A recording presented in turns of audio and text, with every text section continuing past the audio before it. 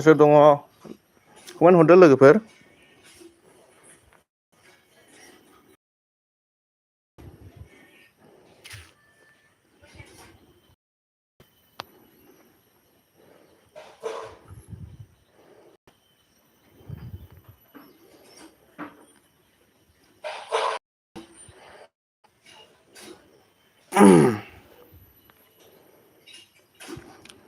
हेल' माय फ्रेन्ड सोर दङ कमेन्ट हरदो नोंहा मारैथो मोनथिनो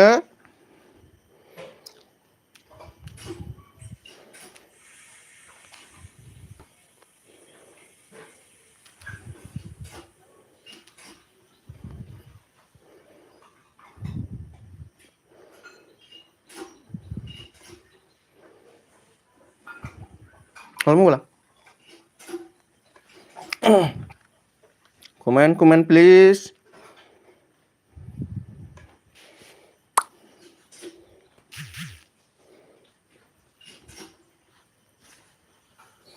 comment please comment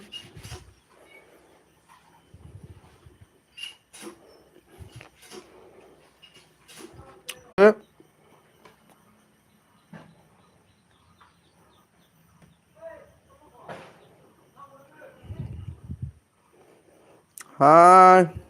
SSB blogs Indian thank you so much मेरे लाइव स्ट्रीम में आने के लिए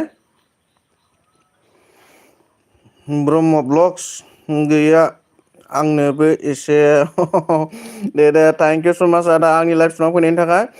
आदा अननानै एसे लाइक हरदो please SS blog Indian sir ji आप प्लीज लाइक दीजिए please sir ji welcome to my live stream कैसे हैं आप लोग SS blog Indian sir ji कैसा है आप अभी और ब्रह्म ब्लॉग किस माबायदि दं आदा नोङो खबर सबर माबोरै दं मा ओंख्रि जाखांबोखो आदा अननानै रिप्लाय हरदो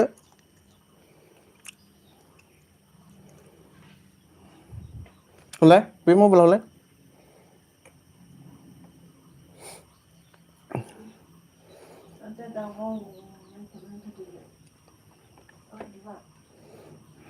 मोजां दे अ दे आदा अच्छा हो ब्रह्म ब्लॉग क्या बोल रहे मजां दे हो ठीक है थैंक यू सर आप मेरी लाइफ में आने के लिए और इस ब्लॉग इंडियन अच्छा हूँ आप कैसे हो हाँ मैं भी अच्छा हूँ सर जी क्योंकि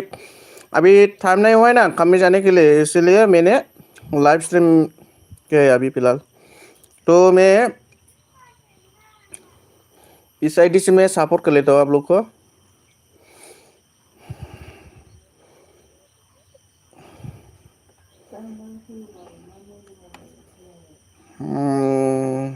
इस आईडी से सपोर्ट करता हूँ मैं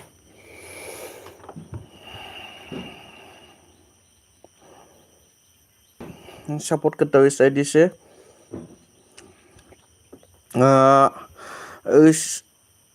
इस ब्लॉग इंडियन हाँ गुवाहाटी हाँ सर जी आप तो गुवाहाटी का है मालूम है मेरे को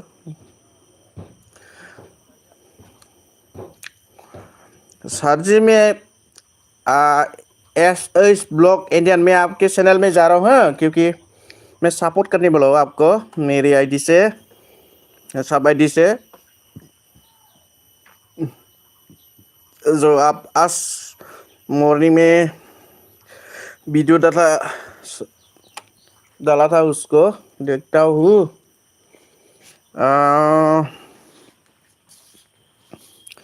ब्रह्म ब्लॉग आदा नोंथाङाबो सापर्ट मोनगोन थांखो ना माखो आदा थाङोब्ला एसे माबा हर मानो होनोबा आं सापर्ट होनो नागिरदों थाङोबा मोनथिनाय नङा एसे कमेन्ट हर आदा कमेन्ट हर थाङोबा सापर्ट होनो हानाय नङा आदा S blog Indian sir ji अभी आप है तो प्लीज़ कमेंट करना चला गया तो मालूम नहीं होगा ना इसलिए प्लीज़ कमेंट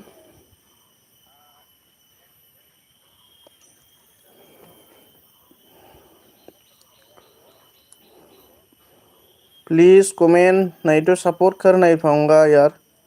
मैं सपोर्ट आईडी से सपोर्ट देने वाला हूँ।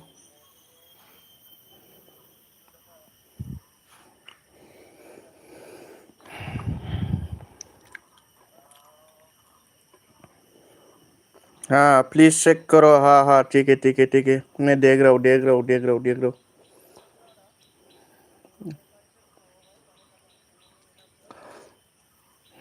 आपके चैनल में जा रहा हूँ।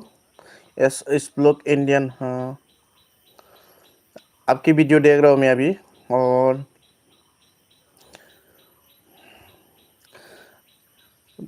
सर जी मैंने आपको डिस्क्लेमर डालने को बोला था, लेकिन आपने डाला ही नहीं है। उस दिन ही बोला था, क्योंकि जो कॉपीराइट आता है ना, तो डिस्क्लेमर डालने से 99% हम लोग को सपोर्ट मिल जाता है डिस्क्लेमर डालने से।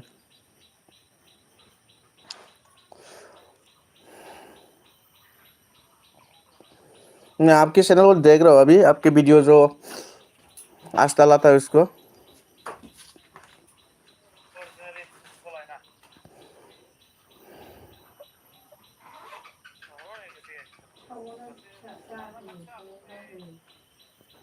हम्म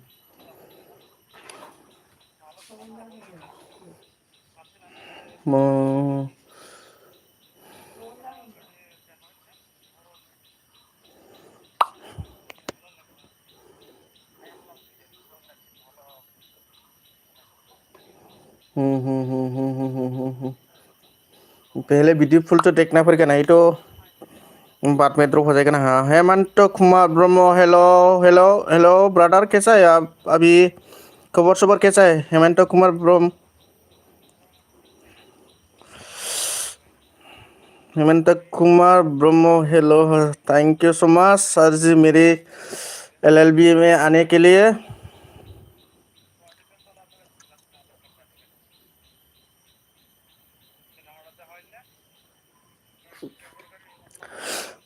माबोरै दं आदा हेमंत, खबर सबर?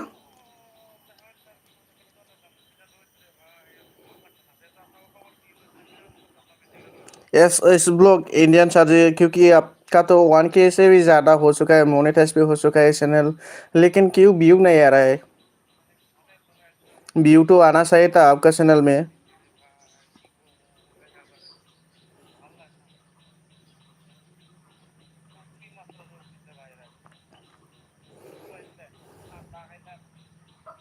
लाइक भी दीजिए और कमेंट भी दे देता हूँ। नाइस ब्लॉग लेकर देता हूँ। हाँ नाइस ब्लॉग, एक कार्टून से सपोर्ट कर दिया मैंने। हाँ thank you so much Pramesh sir ji. अभी क्या कर रहे हैं प्रमेश सर जी? क्या बोल रहे? एस एस ब्लॉग इंडियन वही कैसे किस लिए हो रहा है पता नहीं। हाँ क्योंकि आपके जो वीडियो है ना, तो आप टेक्स्ट तो डालता है, लेकिन उसमें से आप का सांस में नहीं जा रहा है, इसलिए ऐसा हो रहा है। ऐसा तो होना नहीं चाहिए था, क्योंकि आपका तो चैनल अभी मोनेटाइज भी हो चुका है। खूब हेमंत कुमार खबर कैसा है भाई, खाना खा लिया? हाँ हाँ खाना खा लिया है। अभी फिलहाल अभी तो काम भी नहीं गया, इसलिए थोड़ा सा लाइव स्ट्रीम में आया है। थैंक यू सो मच आपने मेरे लाइव स्ट्रीम में आने के लिए।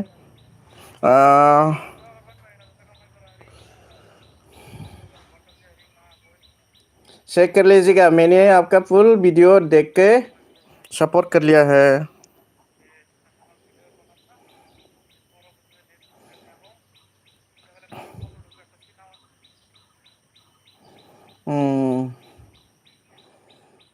यस यस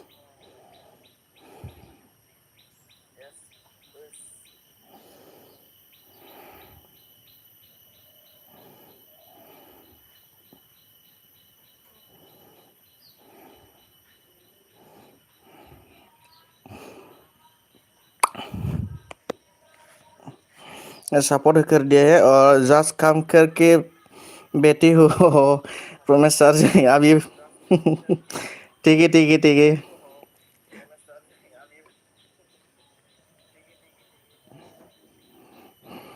और सर जी मैं आपका वो भी सपोर्ट करने है वाला हूँ सर जी। आप भी आया है तो मैं भी आपको सपोर्ट करता हूँ इस आईडी से सर जी प्रमेश सर जी।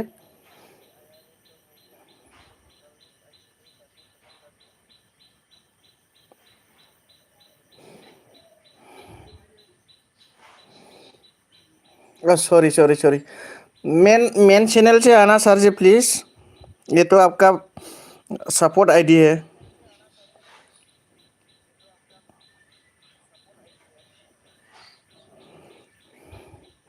मेन चैनल से आ जाओ सर जी।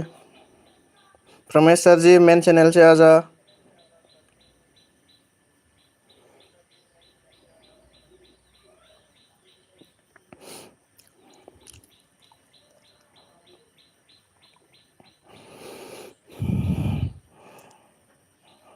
जो भी आया है प्लीज़ कमेंट कर दो। मैं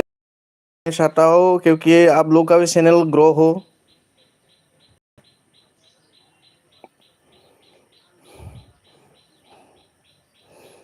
मेरा 701 सब्सक्राइबर हो गया है यस। मालूम नहीं किसे इस तरह सब्सक्राइबर बढ़ रहा है। 300 से ज़्यादा बढ़ गया है लाइव स्ट्रीम देखकर।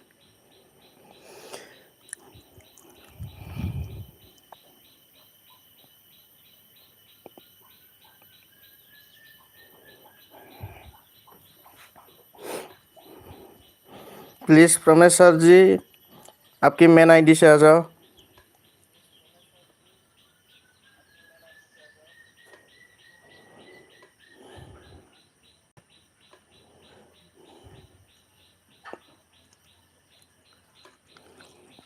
हाँ thank you sir main ID से आने के लिए। लाइक दीजिए अगर लाइक नहीं दिया है तो सर जी प्लीज़।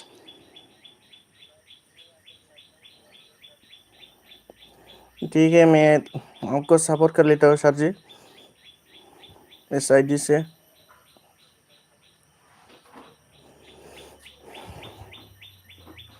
अभी तो फिलहाल इतना इतना तो नहीं है। इसके बाद से मैं आपका फुल वीडियो ही देख लेता हूँ सर जी।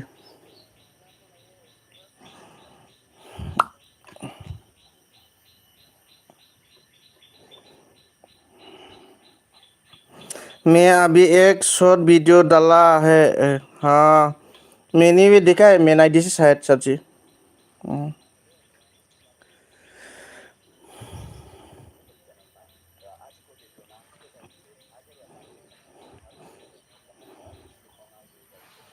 आपका 775 सब्सक्राइबर है प्रमेश सर जी अभी फ़िलहाल। तो मैं सपोर्ट करेगा तो आपका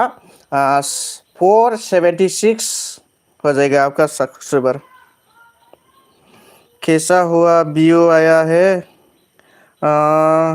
मैं समझा नहीं है एस कैसा हुआ व्यूज आया है।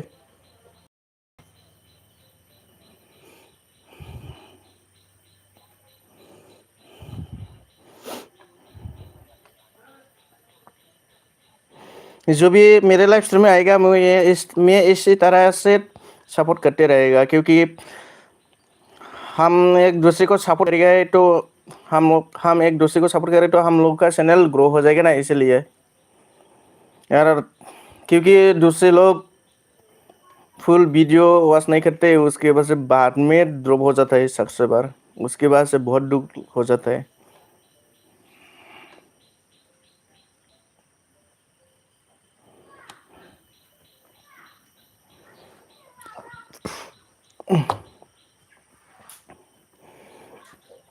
एक मिनट 27 सेकंड हो चुका है प्रमेश सर का वीडियो अभी मैं देखा जो। हेलो प्लीज़ कमेंट कीजिए। अगर कमेंट करेगा तो मैं सपोर्ट कर पाऊँगा। मैं सपोर्ट आईडी से सपोर्ट करूँगा।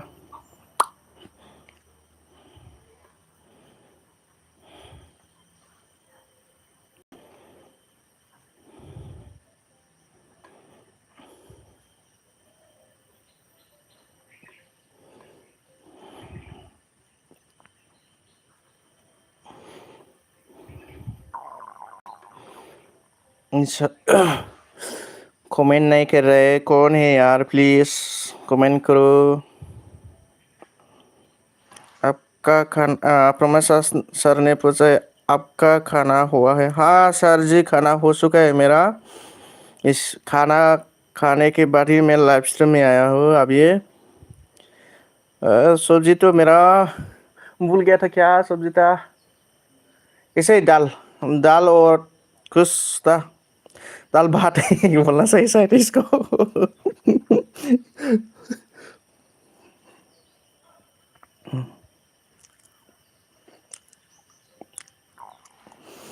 इस ब्लॉग इंडियन सर जी, अगर आप चले जाएगा तो प्लीज़ बोल के चले जाएगा, ठीक है? नहीं तो मालूम नहीं हो जाएगा ना, इसलिए। और एक बंदा है सर, प्लीज़ सर, नहीं तो मैम प्लीज़ कमेंट करो। मालूम नहीं हो रहा है कौन आकर बैठ गया। कोई रिप्लाई भी नहीं रहे, कमेंट भी नहीं कर रहे।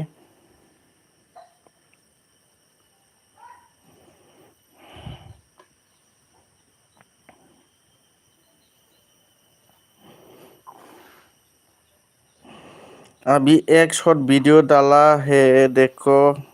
तो व्यू कितने आया, कैसा हुआ वीडियो। रुको सर जी, मैं अभी प्रोमेश सर जी का फुल वीडियो देख रहा हूँ, उसके बाद मैं आपको आपका जो शॉर्ट वीडियो डाला था ना, मैं उसको देखूंगा कितना व्यू आया कितना नहीं आया, उसको मैं बोलूँगा देखकर।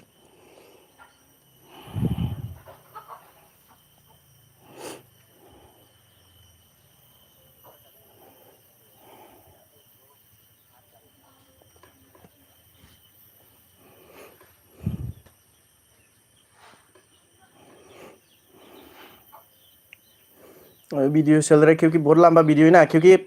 अभी मेरी एल है, उसकी वजह से मैंने लॉन्ग लॉन्ग वीडियो ही देख लिया। लॉन्ग वीडियो देखने से कभी अच्छा भी होता है, क्योंकि ड्रॉप होने का डर भी नहीं लगता है। शॉर्ट वीडियो में थोड़ा सा डर भी लगता है, उसकी वजह से लॉन्ग में वीडियो देख लिया मैंने।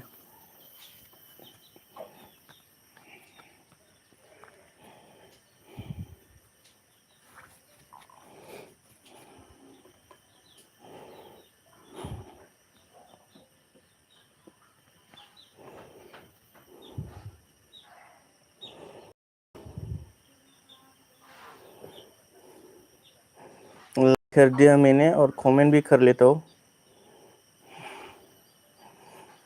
Wow, very nice, like they दिया मैंने।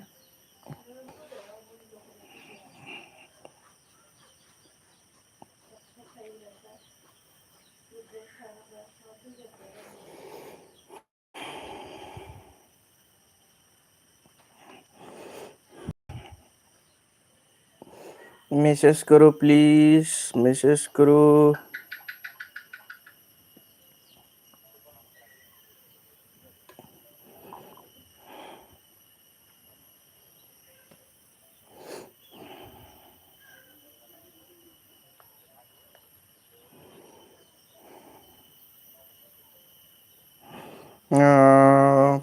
प्रमेश सर जी ने क्या बोला? सर में तो बाद में आएगा, अभी घर में गैस आया है। ठीक है सर, ठीक है, थैंक यू जो आपने मेरे लाइव स्ट्रीम में आया है। तो मैं आपका फुल वीडियो देखकर मैं सपोर्ट करके रख लेता हूँ। थैंक यू, आपने मेरे लाइव स्ट्रीम में आया इसलिए। कोई बात नहीं है सर जी, क्योंकि गैस आया है तो कोई बात नहीं है। Thank you sir ji, thank you. हाँ जा सकते हैं सर, कोई बात नहीं है। आपने बोल के बहुत अच्छा लगा सर जी मेरे को।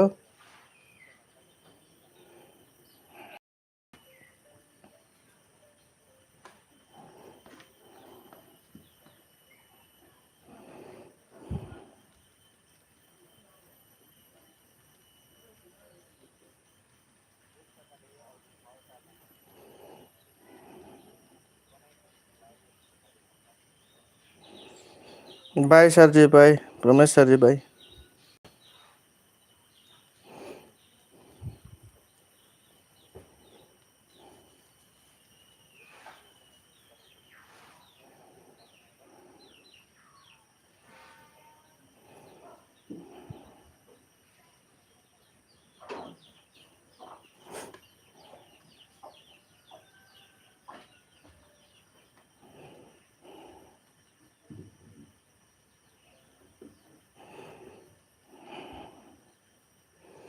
खत्म होने वाला है अभी उसका वीडियो। उसके में एस ब्लॉग इंडियन सर जी का मैं देखता हूँ, शॉर्ट वीडियो को देखने के लिए बोला था, तो मैं इसको देख लूँगा।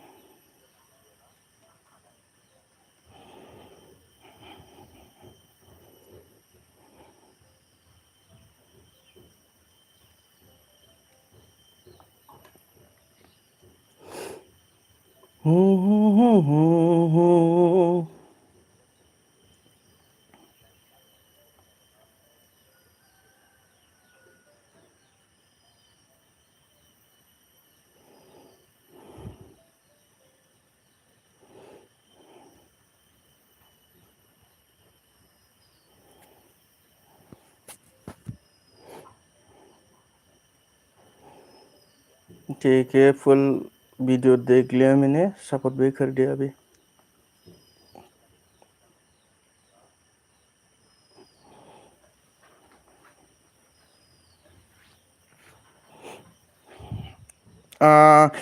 S S blog Indian sir ji अभी भी है ना? प्लीज़ कमेंट करके देख दीजिए, कमेंट कीजिए सर जी प्लीज़।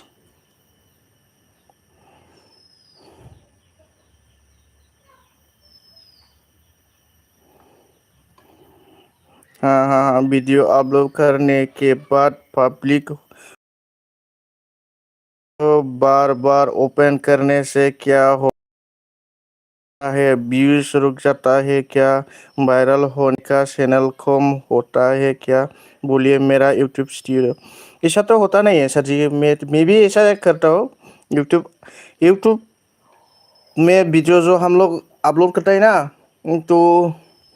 यूट्यूब स्टूडियो में से तो हम लोग को तो सेटिंग करना पड़ता है ना। सेटिंग करने के बाद जो सेटिंग कंप्लीट हो जाता है तो हम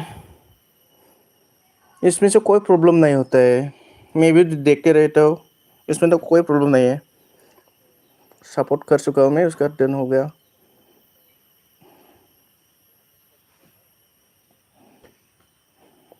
इसमें तो कोई प्रॉब्लम नहीं होता है, मैं भी तो देखता हूँ। ठीक है, मैं आपने बोला तो मैं देखता हूँ आज का शॉर्ट वीडियो।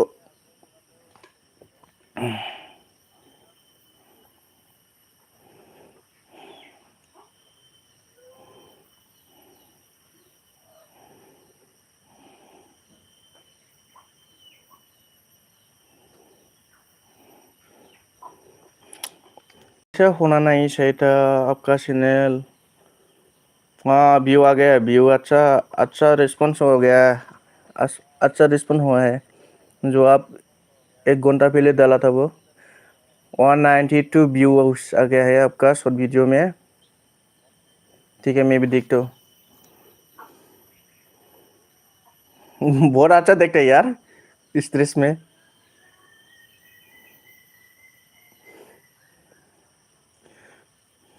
बाउ लेकर देता हूँ मैं कमेंट में।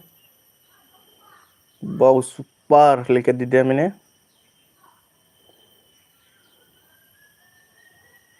और एक इससे पहले आपने किया था सब वीडियो, इसमें भी 35 व्यूज आ गया है। इसमें थोड़ा सा रुक जाएगा मेरे हिसाब से, क्योंकि इसमें व्यूज अभी डाउन है ना। 35 ही आया, इसके वजह से थोड़ा सा कम आ सकता है। इसको भी देख लिया है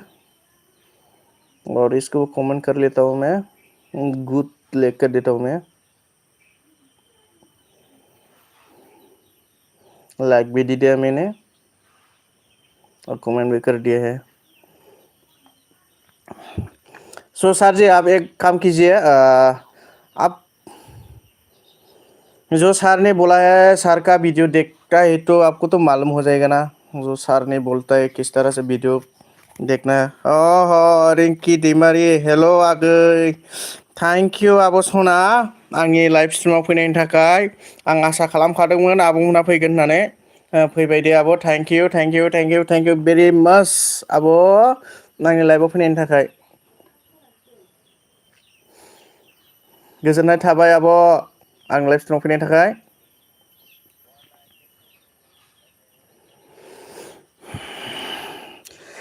एस इस ब्लॉग सर जी जो आज सर जी जो बोलता है हम लोग को जिस तरह से सिखाता है इस तरह से कर लीजिए और सर ने तो बोलता है दूसरे का कंटेंट कभी भी मत डालो इस तरह से बोलता है तो कभी भी दूसरे का कंटेंट कभी मत डालो खुद का कंटेंट डालो और सर जी जैसा बोलता है ऐसा इस तरह से फॉलो करने से जो हम का चैनल है ना वो ग्रो हो जाएगा रिंकी आब'आ मा होनदों नोंनि लाइभखौ नेबाय थादोंमोन आं आगैयाव नंगौ नामा आब' दे गोजोननाय थाबाय आब' रिंकी ओमफ्राय संदीप एन के डी हेल्प सर जी हाँ बोलो क्या हेल्प चाहते हैं मेरे से मैं भी इतना बड़ा यूट्यूबर नहीं है अभी फिलहाल मा ओंख्रि जानाय आगै अ माबासोमोनलै आब' मेवाइसोमोन मेवाइ ना गोरान गैया जानला मोनलासो ओंख्रियानो नोंसिनालाय आब' मा ओंख्रिमोन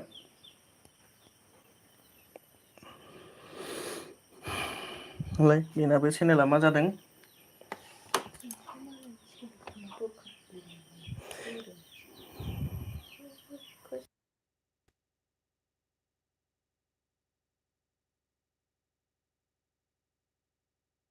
जानला मोनला हेल्प सर जी हाँ हाँ मैं देखता हूँ आपका चैनल को भी सर जी मैं इतना भी तो बड़ा यूट्यूबर नहीं है फिर भी मैं देखता हूँ आपका अभी 884 सब्सक्राइबर हो चुका है तो आपका भी तो व्यू ही नहीं आ रहा है व्यूज आना चाहिए था आपका चैनल में लेकिन मैं देख रहा हूँ एक दिन 2 दिन हो गया फिर भी व्यूज ही नहीं आ रहा है एक में तो कोई व्यू ही नहीं है क्या करूँ आपने कुछ क्लिक कर दिया होगा शायद मा होनदों आब' रिंकिया जोंहा फालि मा होनदों फानि लावजों आलु पटल बाजामोन दे आब' मा होनदों एस एस ब्लॉग एन सर जी मेरा खुद का वीडियो में और मेरी मालिक मिलके वीडियो बनाता हूँ जो मेरी वाइफ मिलकर बनाता हूँ कैसे हो चलेगा क्या दोनों का वीडियो हाँ वीडियो तो चलना चाहिए सर जी लेकिन जो सर जी बोलते हैं ना सर टेस्ट ओम आर्या सर जी उसने जो बोलता है उसको फॉलो करो मैं भी उसका वीडियो देख कर फॉलो करता हूँ उसकी वजह से मेरा चैनल अभी ग्रो हो रहा है उसकी वजह से मेरा चैनल ग्रो हो रहा है अभी देखना सब्सक्राइबर कैसे बढ़ रहा है मेरा भी पहले कितना था अभी तो मेरा 700 से भी ज़्यादा हो गया शायद फॉलो करने से अच्छा होगा अभी तो मेरा 707 हो गया है आज मेरे हिसाब से 1K हो जाएगा ज़रूर मैं टारगेट क्या है आज 1K हो जाएगा दे आप रिंकी 1000 थैंक यू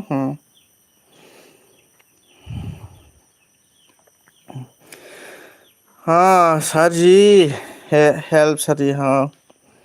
मैं तो आपको हेल्प किया है सर जी फिर भी आपने कुछ गलती किया होगा उसके वजह से हो रहा है आपकी वीडियो में जाकर देखता हूँ लेकिन व्यू ही नहीं आ रहा है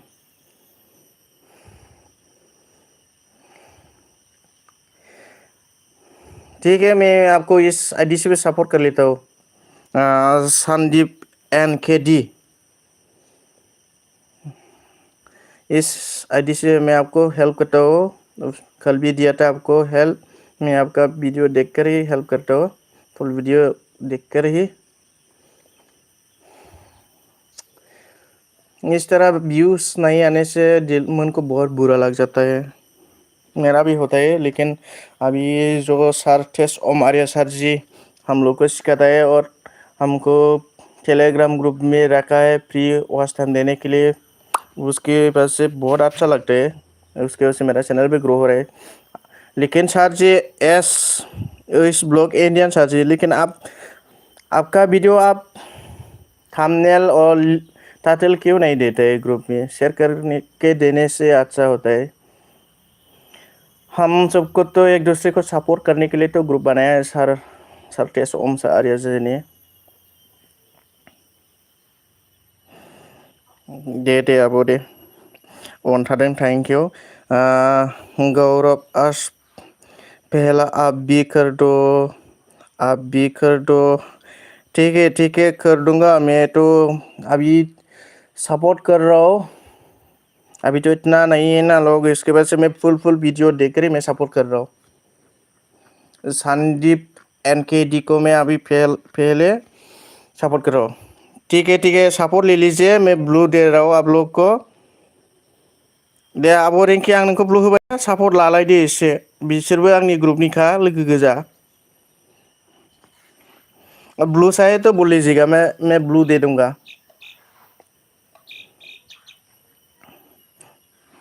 दे ब्लू चाहे तो बोल लीजिएगा, मैं ब्लू दे दूंगा। ठीक है मैं कमेंट कर दिया। संदीप NKD, हाँ मैं आपको लाइव भी देता हूँ, लाइक भी दे दिया और सपोर्ट भी कर दिया है। देखो आपका सक्सेस बढ़ा के है कि नहीं। आपका अब ये एक 885 हो जाएगा। और गौरव महंत्र मलहंद्र आर्ट्स आप भी कर दो। ठीक है सर जी करूँगी, लेकिन आप भी मेरे चैनल को सपोर्ट कर दो प्लीज़। लाइक नहीं किया तो लाइक भी कीजिए और सपोर्ट नहीं किया है तो सपोर्ट कर लीजिए प्लीज़। मैं भी आपका चैनल को सपोर्ट कर दूंगा, रिटर्न दे दूंगा।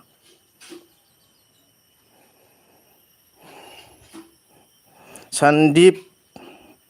NKD आपका मैंने फुल वॉच कर दिया है, सपोर्ट कर दिया, डन हो गया है। और अब रिंकी को हरबावनोसै आङो बेजोंनो। अब रिंकियाबो आंनि LLB आव फैदों नालाय आं बेखौबो सपोर्ट हरनोसै।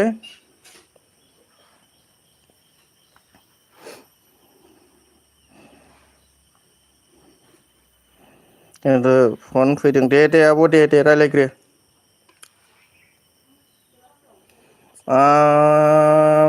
S blog Indian sir ji, अभी भी है तो ना? अभी भी है तो आप प्लीज़ कमेंट करके दीजिए। Usha Lima blog, hello friend. हाँ थैंक यू मेरे लाइव स्ट्रीम में आने के लिए। ठीक है मैं आपको ब्लू दे देता हूँ। अगर जाएगा तो प्लीज़ बोल के जाएगा, नहीं तो मालूम नहीं हो जाएगा ना मेरे को। उसके बाद से आप लोग प्लीज़ एक दूसरे के साथ सपोर्ट ले लीजिएगा।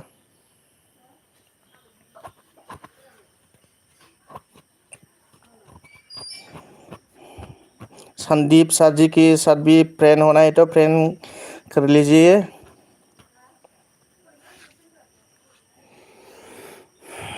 ठीक है मैं आपको भी सपोर्ट कर देता हूँ। उषा लीमा ब्लॉग रोंकी, मैं SID से सपोर्ट करता हूँ। मेरे सब ID है ये। उषा लीमा प्लीज़ आप लोग मेरे चैनल को सपोर्ट करो और मैं भी आपका सपोर्ट कर लेता हूँ। लॉन्ग वीडियो है देख लेता हूँ मैं। माय national flower connection please cap voicing. ठीक है मैं इसको ही देख लेता हूँ।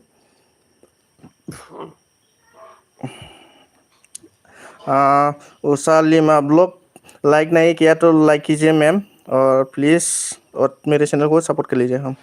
सभी कमेंट वाला ब्रदर एंड सिस्टर सर जी को सपोर्ट करो। Thank U S blog Indian आपने ऐसा बोला इसलिए।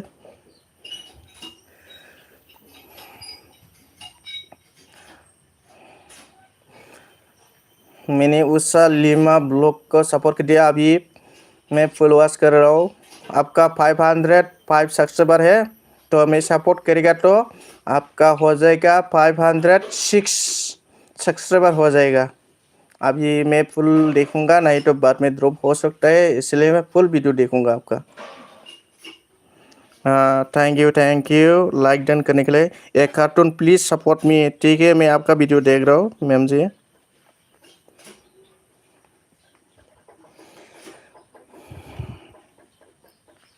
भाई आप वेल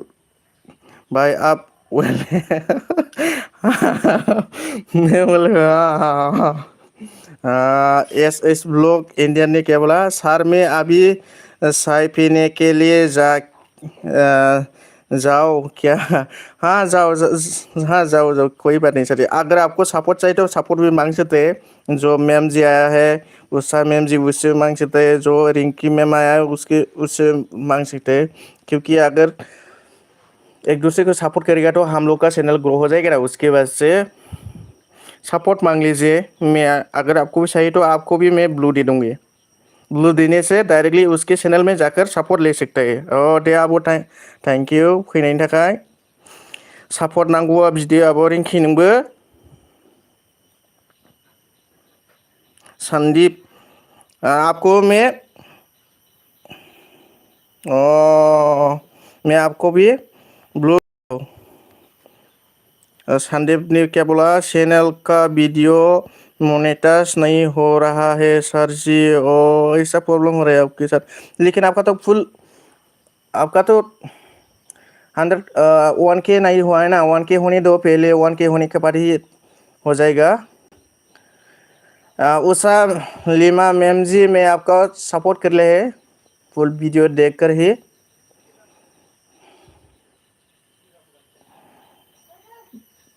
डन मैंने कर लिया है लाइक डन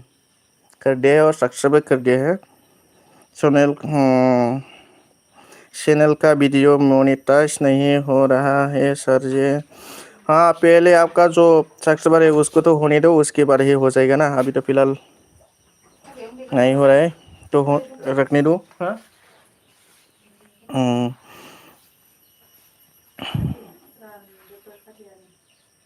उषा मैम जी अगर आप चले जाएगा ना प्लीज़ बोल के चले जाए ना क्योंकि आपको मैंने ब्लू दे के रखा हुआ है इसलिए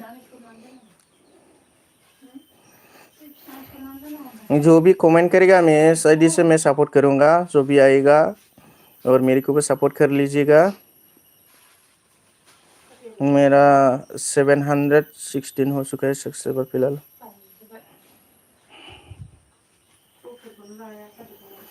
और कौन कौन है प्लीज़ कमेंट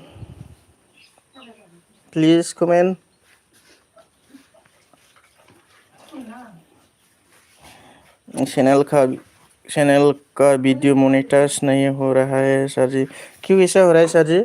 मेरे को तो समझ में नहीं आ रहा आप क्यों क्या बोल रहे हैं लेकिन आपका तो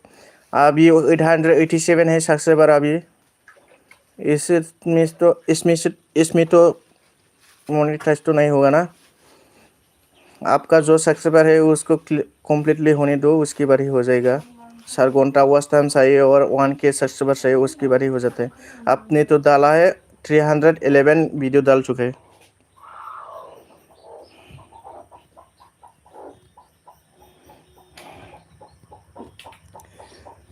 887 सब्सक्राइबर हो चुका है संदीप सर जी आपका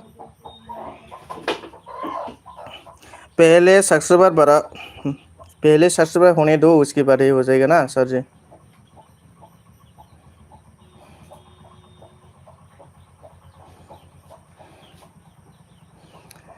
आपने तो कोई भी टाइटल ही डाला है लेकिन कुछ भी डिस्क्रिप्शन में लिखा ही नहीं है आप तो कैसे आपका वीडियो रैंक होगा भाई रैंक होने के लिए कुछ ना कुछ तो लिख कर रखना चाहिए टाइटल डिस्क्रिप्शन इसको तो अच्छी तरह से लिखना चाहिए तो आपका वीडियो वायरल हो जाएगा नहीं तो नहीं होगा संदीप भाई डन कर दिया लॉन्ग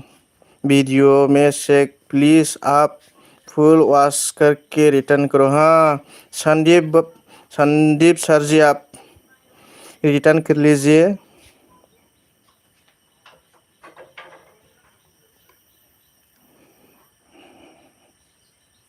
रिटर्न देगा तो रिटर्न मिल जाएगा सपोर्ट करेगा तो सपोर्ट मिलेगा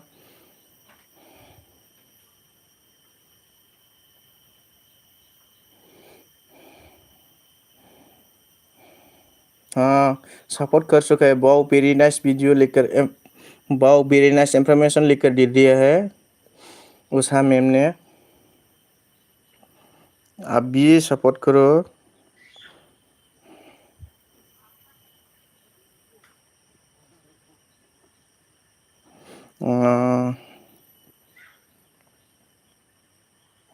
आब' रिंकि थांखो ना माखो?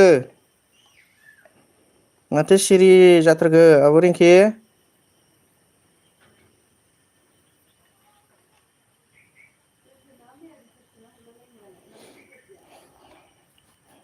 मैया खोन्थाखादों दिनै गंगास्रिनि माबा होननानै गाबोन सोलाबनाय नङा होननानै।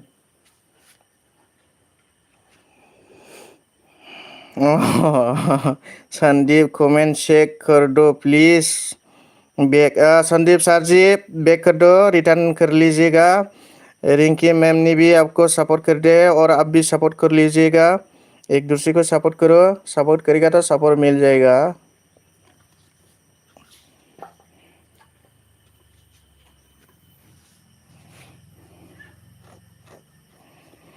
सपोर्ट करो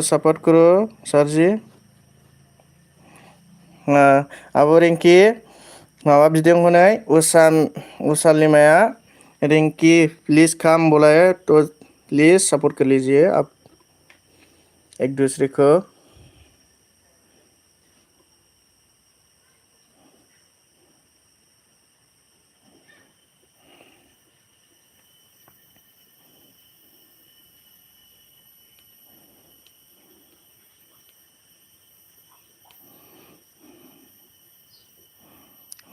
अब रिंकी लिंहरदों हनै लिंहरनायावहाय थांदो।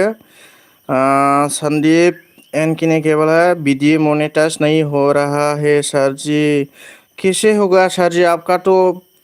1K कंप्लीट नहीं हुआ है ना। 1K कंप्लीट होने दो, उसके बाद ही मोनेटाइज हो जाएगा ना। और 4,000 वॉच टाइम भी कंप्लीट होने दो,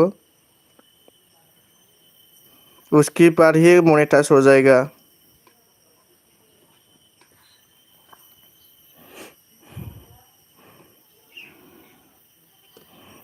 उसालिमाजों लोगो दंखायो आं,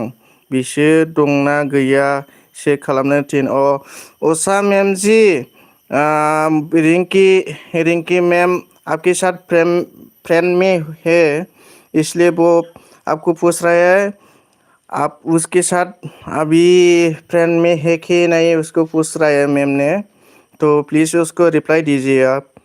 पहले से आप दोनों रिंकी मैम ने आपको सपोर्ट करके रखा हुआ है ऐसा बोल रहा है। तो मैम आप उसको रिप्लाई दीजिए। उषा लिमाजों लोगो दंखायो क्योंकि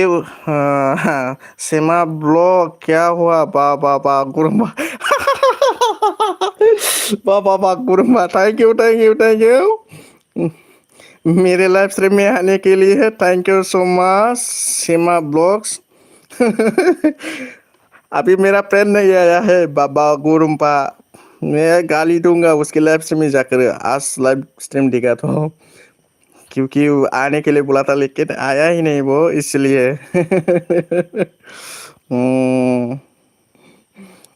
हाँ ऑलरेडी फ्रेंड है मेरी भी, मेरे से। हाँ। क्या हुआ बाबा गुरुमा, ठीक है आप भी मेरे लाइव स्ट्रीम में आया है तो मैं आपको भी सपोर्ट करता हूँ। अभी भी है ना सेमा ब्लॉग्स, प्लीज़ कमेंट कर दीजिए प्लीज़, फिर से कमेंट कीजिए, होने से मालूम हो जाएगा। तो मैं आपको सपोर्ट करता हूँ मेरी आईडी से, इस आईडी से मैं सपोर्ट करूँगा आपको भी। आब' निकिता थैंक यू आंनि लाइव स्ट्रीमाव फैनायनि थाखाय आब' निकिता। Thank you. माब्रै दं आब' खबर सबर? थैंक यू लाइक दोन होननायनि थाखाय। Thank you. माब्रै दं खबर सबर? क्या खबर रहा है मेरे भाई? हाँ मैं आपको इस आईडी से मैं सपोर्ट करता हूँ, ठीक है। सीमा मैम जी मैं आपको इस आईडी से सपोर्ट करता हूँ, ठीक है। अभी जाता हूँ आपके चैनल में, वीडियो देखता हूँ आपको। हाँ अरे यार ये तो बी खुंगुर ब्रदर का चैनल है, नया आईडी से आया है। अभी समझ आया मेरे को। इसलिए सब बोला। नहीं तो मैं आपको गाली देने वाला था आपके लाइव स्ट्रीम में। होमबालाय आब'नि खोथा नोंनो हरनोसै आङो नैबेजों नोंनाव गैयागोनलै बे आइडिजों गैया बायदि मोनदों। खबर सबर माबोरै दं बिखुंगुर बाबा गुरुम्बा आब'नि खोथा नांगौ नामा ब्लु हरनोसै आङो हरनोसै आब'नि खोथा हनै सापर्ट बिदों नोंबो रिटार्न हरबानो जाबाय। हाँ हेल्प सर जी हाँ हेल्प सर जी हाँ सर जी आपका 1K होने तो पहले उसके बाद 1K होने के बाद आप 4,000 वॉच टाइम कंप्लीट करो उसके बाद आपका मोनेटाइज हो जाएगा। अभी तो फिलहाल आपका 1K भी कंप्लीट नहीं हुआ है। और क्या बोल रहा है भाई ब्लू निकल दो जा रही हो कोई भाई हाँ हाँ ठीक है थैंक यू मेरे लाइव स्ट्रीम में आने के लिए थोड़ी देर भी आपने रखा है उसकी वजह से थैंक यू। आब'नि खोथा बोरो आब'नि खोथा मारै सिरि जाखो होमबा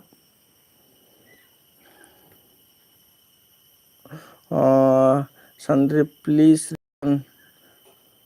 संदीप आपको रिटर्न बोल रहा है रिटर्न दो तो उसको रिटर्न देने से सपोर्ट देने में सॉरी सपोर्ट देने से रिटर्न देना चाहिए नहीं तो कैसा सपोर्ट मिलेगा आपको दे हरगोन दे आब'नि खोथा हरगासिनो नोंनि भिडिअ नायनि आङो गैयालै बेजोंबो नैबे आइडिजों गैया दै आब'नि खोथा नोंनाव हरनोसै आङो बे आइडि गैया नोंनो हरनोसै आङो आब'नि खोथा मा ओंख्रिमोन आब'नि खोथा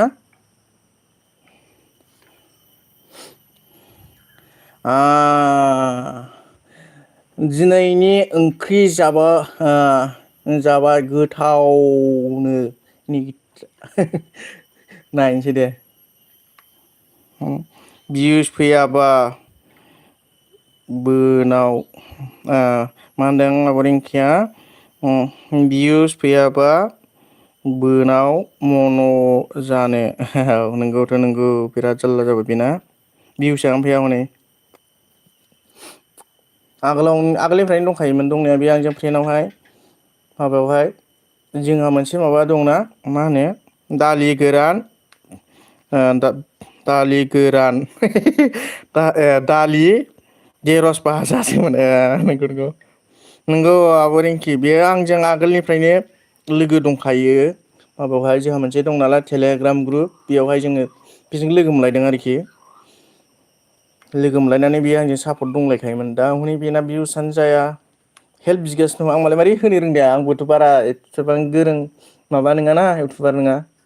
आब'ना 388 नैबेजों सापर्ट होयोब्ला आब'नि खोथाना 389 जागोन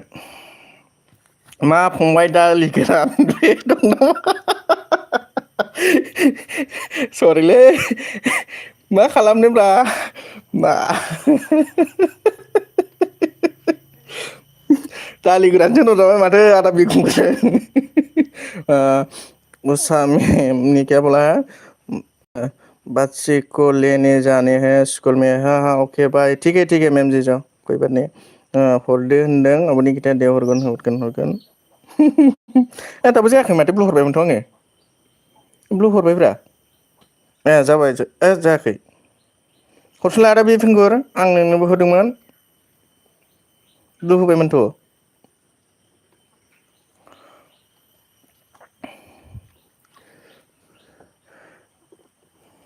ना एवनाय नायदों आब'निखौ आब'नि गिटारनिखौ दालि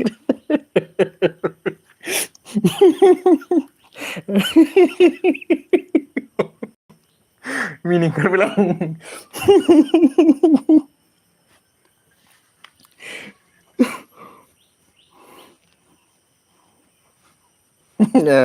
उषा दीदी रुको जरा जरा खबर करो आब' रिंकिनि ओंखाम ओंख्रि जानायखौ नुनानै ओंखामसो जानो लुगैफालायबायलै आंहा माबा आदा बिखुंगारनोबो हरनाय दंना गैयामोनथाय आङो बे आइडिजों इ कारफुनजों मासे गोथाव मिनिखो मिनिखादों दालि गोरान होननायखौ आब' रिंकि मा ओंख्रि होनबाबो खोन्थाया सरि आं नोंनि भिडिअखौ नायगासिनो दं नालाय आब' ओंखायनो माबासोमोन जोंना मेवाइ ना गोरानसोमोनलै आब' मेवाइ ना गोरानसोमोन जेबो गैया आं नोंनि ओंखाम जानायखौ नायदों नै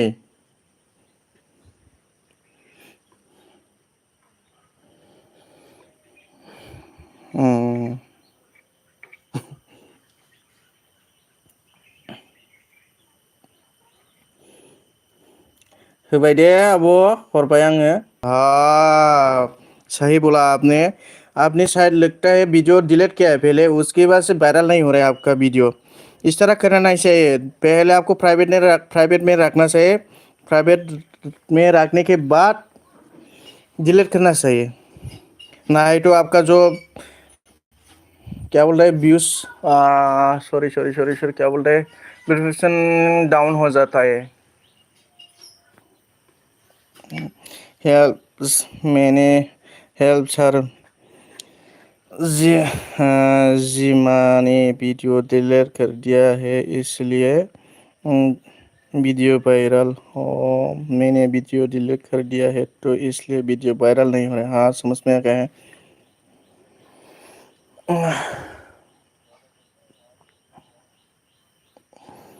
अब रिंकि हरबाय दे सरि आब' रिंकिनो हरदों ना हराखैमोनथाय आं बे आइडिजों र'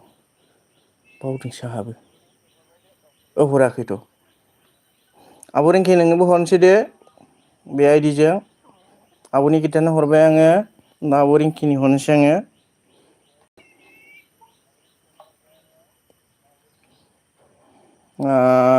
बोराय बुरि ओंख्रि बयलार आथिं गोजा टेस्टि बेखौ नायनोसै गोथावना दे हरलाबाथा दे हरगोन आब' दे सापर्ट होफैबाय जेखौनो आंबोथ' सापर्ट हरनांगोन ना आब' नोंबो सापर्ट होफैदों जेब्ला जेमार ग्रुप रसन हे ब्र मा खबर थेंक इउ आदा सो माच आंनि लाइभ स्ट्रिमाव फैनायनि थाखाय दे आदा नोंबो फैबाय जेखन आंनोबो नोंनोबो सापर्ट हरगोन आदा फंबाय आंनि कमेन्टखौ फराया माथो फरायदोंब्रा आदा फरायदों आदा सरि अबावबाफोर थालांबायदोंबा सरि दे आदा मानो होनना बुंबा आंबो गोदानसो नालाय ब्रा आदा बारा नोंबायदि स्मार्ट नङा थाब फरायनो रोङा आङो दे थैंक यू आदा जिमार आपने लाइक डन किया उसकी वजह से मेरा सागर गेमर जी आया है माय फ्रेंड आया है थैंक यू सो मच मेरे लाइव स्ट्रीम में आने के लिए ठीक है सागर गेमर जी आपने आया है तो मैं आपको भी सपोर्ट करूंगा मैं पहले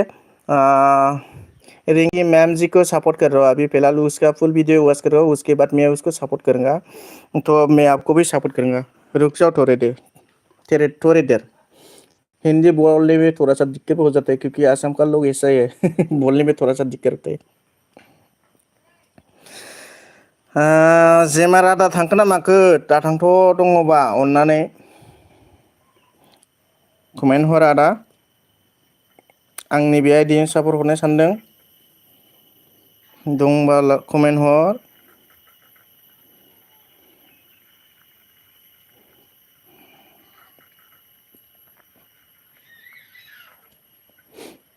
सागर गेमर जी अभी भी है ना प्लीज कमेंट करो दे फंबाय मा होनदों सेमा ब्लग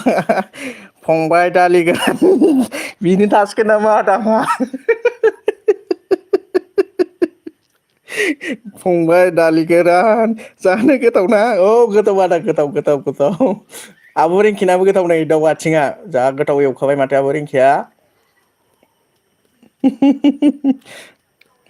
मा होनदों जेमार ग्रुप प्रटेक्सन दे फंबाय दे दसे थाथ' आदा नोंखौबो सापर्ट हरदों दे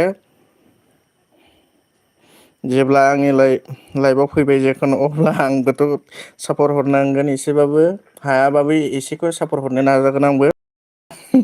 आब'नि खोथा मिनिबायलै आंखौ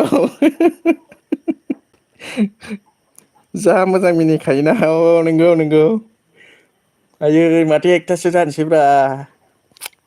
खामानियाव थांनायनि टाइमसो जानोसैलाय बाथारबायलां सानफ्रामबो एसे लेट जानानै थांनांसिगोन दिनै इन्टारेस्ट मोनदां एसे मुजिनायनो मा मोजां मिनिखो मा मोजां मिनिखो गासिबो सर्ट फिल्मखौ नायो नायनायाथ' नायखायो आदा जेमार नोंसिनिखौ दाखालिनिखौबो नायदों र' नैबेखौ थारमाने आं द्रप जाजानो गियो नालाय ओंखायनो भिडिअखौ आं फुल नायग्रोयो आरोखि ओमफ्रायसो आं सापर्ट होयो लासै लासै नङाबा हाना फंबायलै बा बागुरुम्बा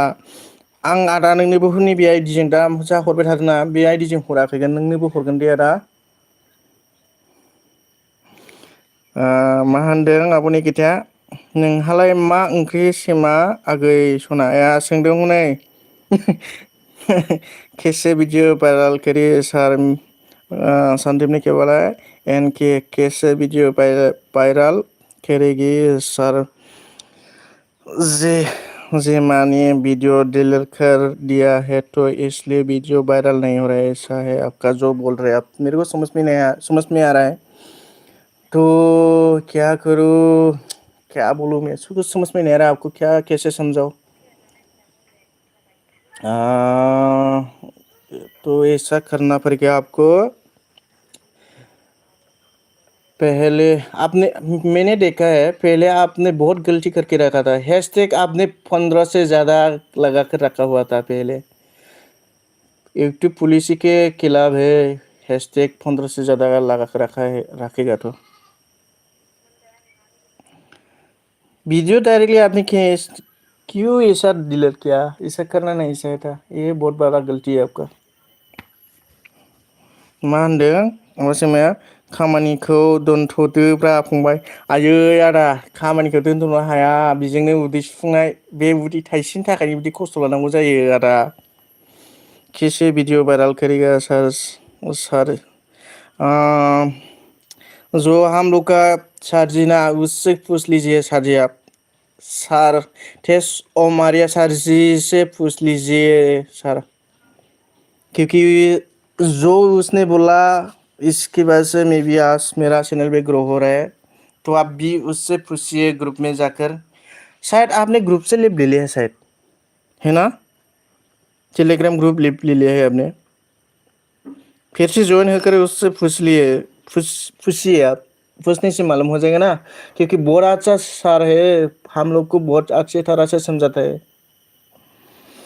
हाँ मा होनदों जिमर ठीक है पूछने से मालूम हो जाएगा मा होनदों सेमा ब्लगा फंबायलै बा बागुरुम्बा माने निगिता आब'आ नोंहालाय मा ओंख्रि सेमा आगै ओमफ्राय सानदिबा मा होनदों कैसे वीडियो वायरल करे सर जी मैंने वीडियो डिलीट कर दिया है तो इसलिए वीडियो वायरल समझो खामानिखौ दोनथ'दोब्रा फंबाय आयौ आदा खामानिखौ मारै दोनथ'नो हानो हो कैसे वीडियो वायरल करे बेखौ फरायखांबाय जि अके 11टासिममोन नुदोंमोन आं बर' गानबोथाराखै 11टा सिमां ना मा जाखो नुदों 11टासो नुदों माबाबाय दे आब' रिंकि नोंनि फुलखौ नायनानै नै आं सापर्ट खालामबाय जाबाय दे आं अलबो होबाय दोनजाबाय दाना जिमार आदानाव थांनोसै आदानाव आरो जिमार आदानावहाय जिमार आदानाव थांनोसै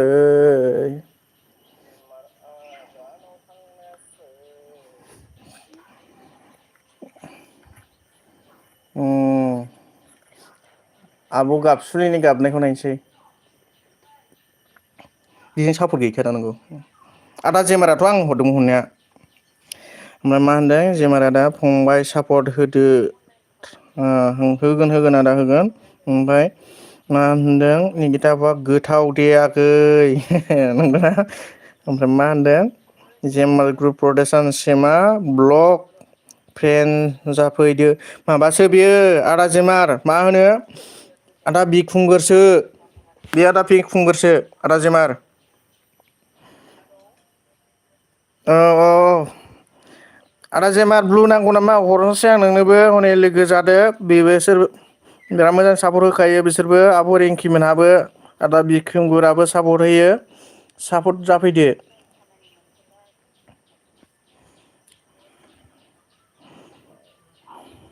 आं कमेन्ट हरनो बावबायगोनलै आब' रिंकिनियावहाय दे होमबाबो सापर्ट होखाबाय आङो जेमार नोंनि सर्ट फिल्मखौ नायबाय आं अह नायखांखाबायनो सर्ट फिल्मखौ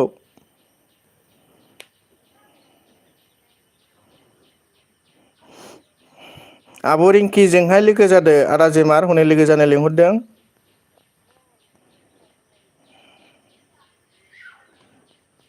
आदा जेमार लोगो जादो आब' रिंकिया लिंहरदों आं मा होनदों आब' निकिताया आं होननायखौ बुजियाखै नामा आं बुजियाखिथ' आब' निकिता अननानै प्लिज खोन्थाहरफिनदो गोथाव दे आगै आं बेखौथ' बुजियाखै ओमफ्राय अननानै खोन्थाहरफिनदो गोथाव दे आगै ओंख्रिखौ होनखो ना माखौ होनखो आं बुजियाखिसै 11 सिमां नुदों आं बर' कार्टुन आगै बेबो होनदों होननायाथ' 11था माखौ बुजियाखिसै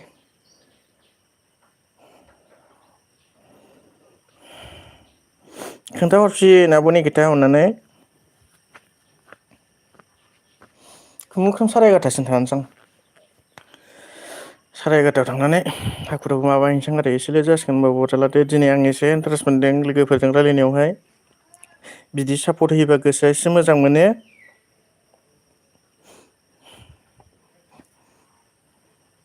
एसे मोजाङै इडिटिं खालामनो नाजादो एबार पार्ट 2 आवहाय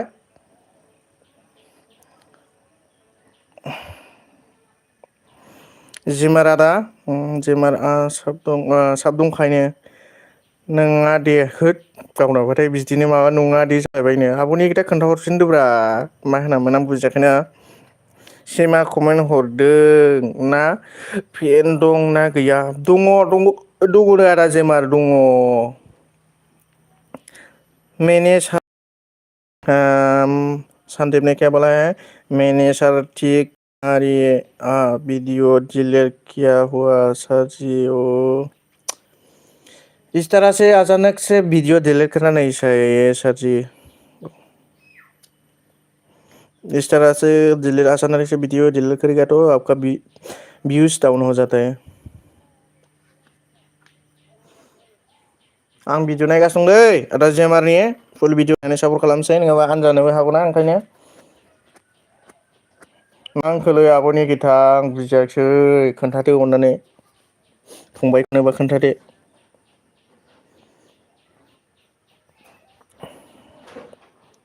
मिनियोलैसो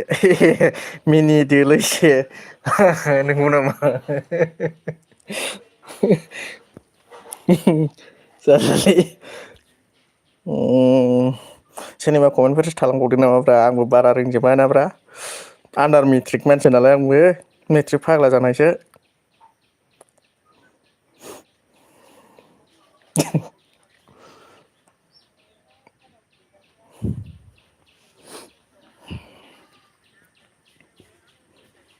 दालि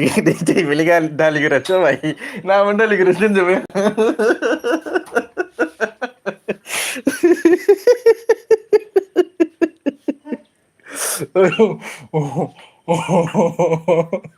जारलालै बिखुंगुरनि कमेन्ट फैदों र' आंनाव नोंगौब्रा आदा बिखुंग्रिया सापर्ट होयो बयखौबो सापर्ट होखायो बयनोबो आंनोबो हरदों आदा बिखुंग्रा 15था 16थासो दङदां आदा बिखुंगुरा आंनो सापर्ट हरनाया आंहाबो दङ मोननैसो दङ खोमा आदा बिखुंगुरनो हरैया हरनानै दोननांसिगोन बेजों मेन आइडिजों फैबा मोजां जागौमोन आदा बिखुंगुरा ना दाहायफोर लाइभ होबा माबानोसै हरनोसै आदा बिखुंगुर नोंनाव 1K नि बारा खालै अरजाया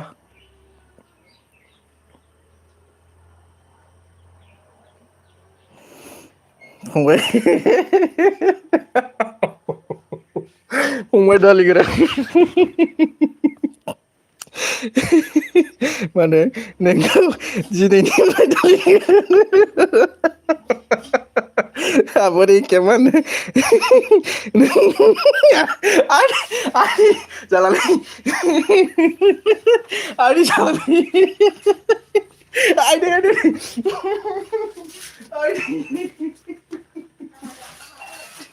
आइदै आइदै उदै साजोब्बाय आइ दिनैनिफ्राय दालिगोरा आइदै आइदै आइदै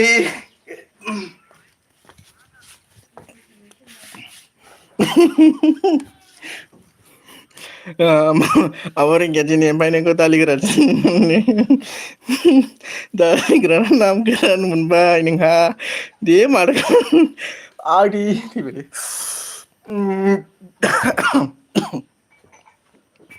खमायना हरनोसै दै आला जेमारनावहाय जोबनोसै नै भिडिअ फुल भिडिअ नायनाया 500 थानि बारबाय माथो नायनाया एबार जानोसै 507 भिउ जानोसै ओमफ्राय साबसक्राइबारा जाबाय 490 जाबाय ओमफ्राय आं हराबा 491 जागोन आरो साबसक्राइबारा जोबनोसै आदा जेमारनिया बांद्राय मिनिनायखाय माबादों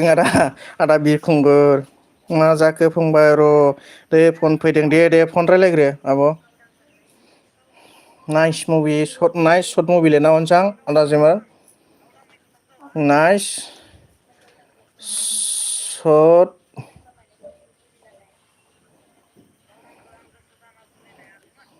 शर्ट मुभि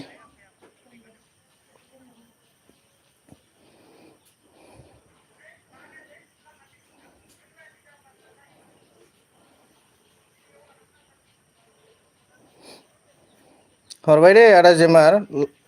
कमेन्ट हरबाय लाइक होबाय मा होनदों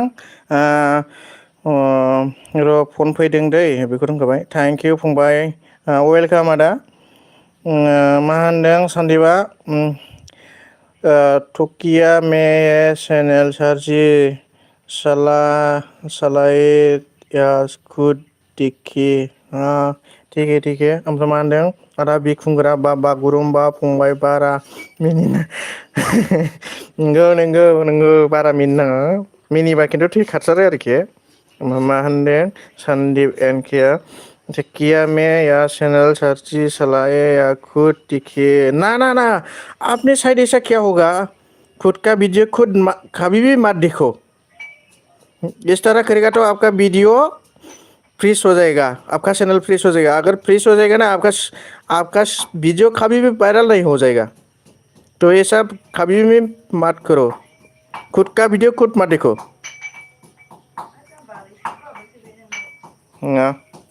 मा होनदों आदा जेमारा आंबो दा मोनसे सापर्ट हरगोन दे आदा दे मा होनदों आदा सनजय फैदों थेंक इउ स' माच आदा सनजय आंनि लाइभ स्ट्रिमाव फैनायनि थाखाय थेंक इउ आदा लाइभ स्ट्रिमाव फैनायनि थाखाय थेंक इउ आरो लाइक होनायनि थाखाय थेंक इउ आदा सनजय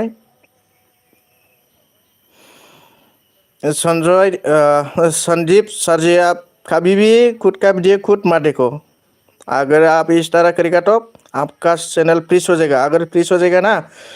तो आपका वीडियो कभी भी वायरल नहीं होगा और डिस्क्रिप्शन में वीडियो टाइटल डिस्क्रिप्शन अच्छी तरह से लिखो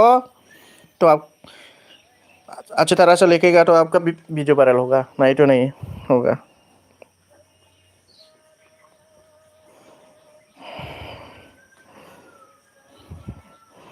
अच्छी तरह से वीडियो बनाकर डालते रहो और खुद का वीडियो मत देखो बिखुंगुर फंबा दे बावदों आदा नोङो ब्लु होनो दे ब्लु होबाय आदा ब्लु होबाय दै आदा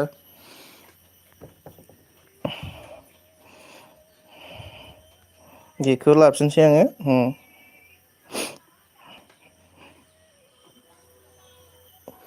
जोबनोसै नै बेजों माबाखांनानै हरनोसै आङो आदा बिखुंगुरनिबो मिनि ओंखारबायलै आब' रेखे दालि गोरान होनबाथाय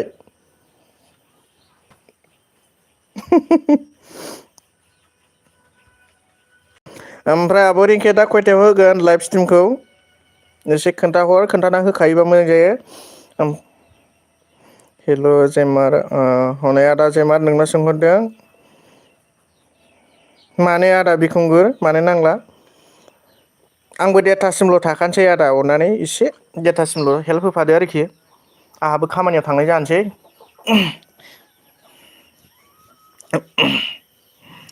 सरगायारि अफिसार लाइकदों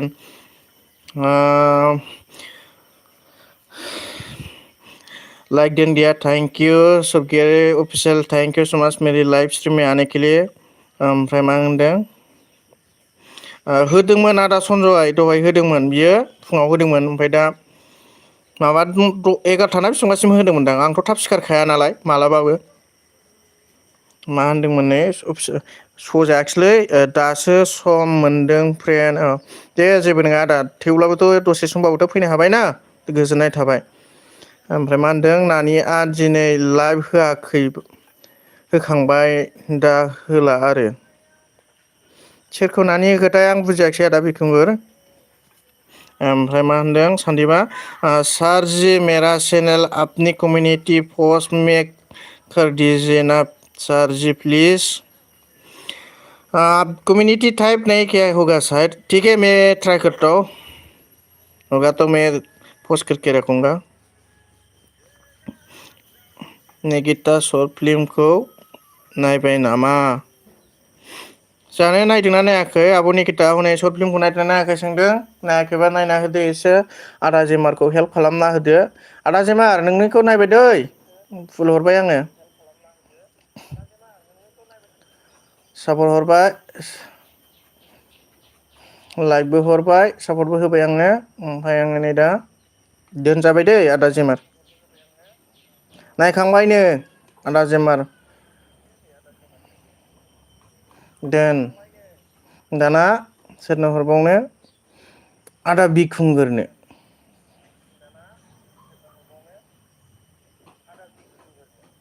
आया माथो हराखैथ' आदा बिखुंगुरनो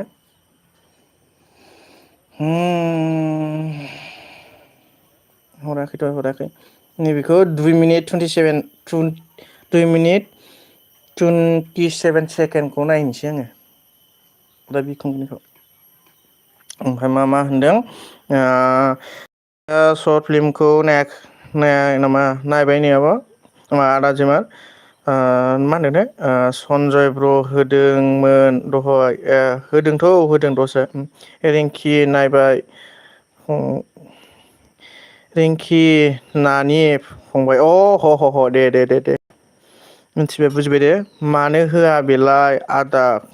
गावहा फैयाखै दहाय आंबोथ' थाल लास्लाबाखिसैथ' खयथासोआव होआ बेबा दे आब' दा बेलासियावथ' मोनाब्लियावथ' होखायोना नोङो दा मोनाब्लियाव थांगोन दे आब' रिंकि नोंनियावहाय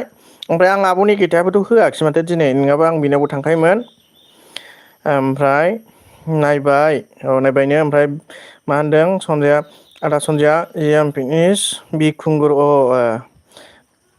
मा होनदों आब' सबिता फैदों थेंक इउ स' माच आंनि लाइभ स्ट्रिमाव फैनायनि थाखाय आब' सबिता हेल' आगै लाइक दोन थेंक इउ लाइक दोन होनायनि थाखाय मा होनदों आब' रिंकिया आं दाना फुंनि 6टायावबो होग्रा जासिगोन नाथाय बे समाव आं सिखानो रोङालै आब' रिंकि मा होनदों सन्दीपआ सर जी मेरा चैनल अपनी कम्युनिटी में पोस्ट में कर दीजिए ना सर जी प्लिज अके हेल्प जी सार ओमफ्राय मा होनदों सनजय ब्र जाबायना जादोंना जायाखै सोंहरदों आदा सनजयनाव ओमफ्राय आंजों लोगो दंना गैया नायलाय जेमार आदा जेमारनाव सोंहरदों आब' निकिताया ओमफ्राय मा होनदों फिनिश टेंटेटिव सेंटर है मेरे थैंक यू मेरे लाइव स्ट्रीम में आने के लिए सर जी थैंक यू पहली बार आप मेरे लाइव स्ट्रीम में आने के लिए थैंक यू टेंटेटिव सेंटर है सर जी आप अपनी मेन आईडी से आ जाना प्लीज़ मेन आईडी से आने से अच्छा होता है प्लीज़ सर जी हेल्प ओए नानी सोंहरदों ओमफ्राय मा होनदों आदा सनजया बिखुंगुर नोंहालाय सोंहरदों मा होनदों पेंटी सेंटर ब्रो हिंदी बोलो ना ठीक है क्योंकि मेरा हिंदी अच्छी तरह से नहीं होता है ना उसके बाद से थोड़ा थोड़ा ठीक है मैं हिंदी में भी बोलने का कोशिश करूँगा निकिता ओके आं नायगोन कमेन्ट हरदोंना सर जी चैनल अपनी कमेंट में पोस्ट में डाल दीजिए आपको पढ़ेंगे अच्छा हम संद्रा जोशी हेलो सर जी जय श्री कृष्ण हेलो सर जी हेलो हेलो मेरे लाइव स्ट्रीम में आने के लिए thank you so much sir जी जय श्री कृष्ण सर जी और मा होनदों आब'नि गिता लाइभ होगोन ना दा जानलै होगोन ना होलाथाय सोंहरलाय सर जी मेरा चैनल आयै थांगौमोनथाय आन्दायलायलांबायसो दाना हिंदी बोल भाई ठीक है हिंदी बोलने की कोशिश करूंगा सर जी मेरा चैनल को समझ में पोस्ट में ठीक है आदा बीमा ओंख्रि जानाय मा आन्दायलायलांजोब्बायलै सर जी मेरा चैनल को अपनी सेंटर थैंक यू हिंदी बोलने के लिए हाँ सर जी आप मेरा आईडी से आ जाओ प्लीज़ पेंटिस टिप सेंटर प्लीज़ सर जी मेरा चैनल को ठीक है मैं बाद में कोशिश करूँगा ब्रो मैं चैनल से नहीं आ सकता ब्रो क्यों नहीं आ सकता है सर जी बोलना सर जी मेरा चैनल अपनी कम्युनिटी पोस्ट में ठीक है नैलै कमेन्टआ सजायाखिसै सबिताना मा ओंख्रि जाखो बड' कार्टुनाखै सबजि दाल भात नामा मेवाइसोमोन मेवाइ ना गोरान ओमफ्राय निकिता आब' आरो रिंकि नानि आसामिस बुंनायखौ जोबोद मोजां मोनखाया आं फंबाय नंगौना आब' निकिता आब' आरो रिंकि नानिनि एसामिस बुंनायखौ जोबोद मोजां मोनखायो आंसो जाबाय दे दैदोम ब्लग हे फ्रेन्ड आं लोगो खालामबाय दे थैंक यू सो मच आदा आं नोंबो रिटार्न होगोन दै माबानायनि थाखाय आंनि लाइभ स्ट्रिमाव फैनायनि थाखाय कमेन्ट होनानै दोन आं रिटार्न होजोबगोन गासिबो भिडिअ'आवहाय नायनानै नङाबा मिथिनाय नङा नालाय सर जी मेरा चैनल अपने कम्युनिटी पोस्ट में ठीक है बाद में दिखूंगा मैं है नहीं दादा हाँ आं जाया थाइजौ थुइजौ नानि दालि गोरानसोमोन दालि गोरान रोङा खै आगै रोंगाखै आब'खौ मा होनदों निगिता रोङाखै आगै सबिता आब' सना मा ओंख्रि जाखो आब' कबितानाव सोंहरदों मा ओंख्रिनो हनै खोन्थाहरद' पेंटिस सेंटर क्योंकि वो आईडी मेरी इस फोन में नहीं है दूसरे फोन में है और वो फोन मेरे भाई मार्केट लेके गया है ठीक है सर जी कोई बात नहीं है आप इस तरह से वीडियो डालते रहो जो आपने बोला है मैं आपका वीडियो देखते रहे स्क्रीन शॉट वीडियो में तो स्क्रीन शॉट देने का ज़रूरत नहीं है इसलिए मैंने स्क्रीन शॉट भी मार के नहीं देते सर जी आपको लेकिन सर जी जो हमारी ग्रुप है ना इसमें आप क्यों ज्वाइन नहीं हो जाते जो प्रमेश सर जी है ना उसको बोलो इसमें से हम लोग हर रोज़ हर दिन फ्री वॉच टाइम कर लेते हैं फ्री वॉच टाइम तो आपका भी तो फायदा हो जाएगा ना उसमें से मा होनदों निकिता आब'आ रायलायनो रोङा दे बिखुंगुर फार्स्ट भिडिअ'आवनो फुल भिडिअ' नायनानै लोगो खालामदों दे थैंक यू आदा दिदोम थैंक यू सो मच मा होनदों आदा बिखुंगुरा लोगो गैयाबा आदा दिदोम हनै आदा बिखुंगुरमोन दं आब' रिंकिमोन दं आब' कबितामोन दं आब' सबितामोन दं बिसोरनावहाय बिदो लोगो जानो आं ओमफ्राय ब्लु नांगौबा बिदो आं हरगोन दे मानो होनना बुङोबा रिटार्न हरजोबखायो बिसोरो आंनोबो रिटार्न हरजोबखानाय मा होनदों आदा बिखुंगुरा आदा बागुरुम्बाया निकिता आब' मोजां खोनायो आं दादा नों थांफायसै नामा अननानै ओमफ्राय मा होनदों आयै आब' सबितानो मानो कमेन्टआ सजाया होमबाबो नै एसे बुजिबाय बियागै दाउ अनला मेवाइ आरो मा होनदों खांख्रिखला भाजा आगै बि ओंखाम जाखै आं दाबो मानो दाबो जायाखै जाखो जादोब्रा बिखुंगुर मा खबर आदा बिखुंगुर नोंना सोंहरदों हनै ओमफ्राय मा होनदों टिप सेन्टार मा होनदों आप टु मुझे जानते हैं होंगे जी ऑल इन हिंदी है हाँ मालूम है सर जी इसीलिए तो मैं आपसे हिंदी में बात कर रहा हूँ इसलिए तो मैं बोल रहा हूँ आपने बोला है आप मेरी शॉर्ट वीडियो देखते रहो तो इसमें से चलेगा ऐसा बोला था आपने तो मैं आपको पहचान गया इसमें से थैंक यू जो आपने मेरे लाइफ स्ट्रीम में आया है बहुत बहुत धन्यवाद मा होनदों आदा बिखुंग्रा माला जागोन आब' सबिता गोथावथार ओंख्रिया गोथाव ना मा होनदों आदा बिखुंग्रा दिदोम आदा मोजां ओंखाम जाबाय नामा होनना सोंदों जिरायनो दंथ'यो दिदोम मा होनदों दिदोम आदा मा होनदों कबिता सिस्टार मा ओंख्रि जानाय पिंटिस्टी सेंटर मा होनदों भाई भाई कुछ समझ में नहीं आ रहा प्लीज मुझे भी अपना लैंग्वेज में सिखाओ दो ठीक है ठीक है ठीक है ठीक है